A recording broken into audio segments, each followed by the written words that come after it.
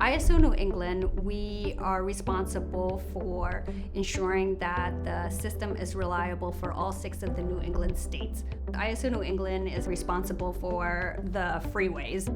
Then we have distribution, who's kind of responsible for the streets that go to the houses. So if there's a detour that has to be planned, we ensure that there's a way to actually get power to that area. Every day is different, especially in outage coordination. I feel like the system's always changing. There's always new things that you have to try to figure out. There's always a new puzzle that you have to try to find the best position for. There's a lot more work that goes into flipping that switch, right? We have to ensure that we have the most economic resources committed into the grid, as well as a path for it to get to your home. If we're not here coordinating the outages, if we're not here making sure that the market is working efficiently, if we're not here to coordinate all of these things, that we wouldn't have a reliable system to operate off of.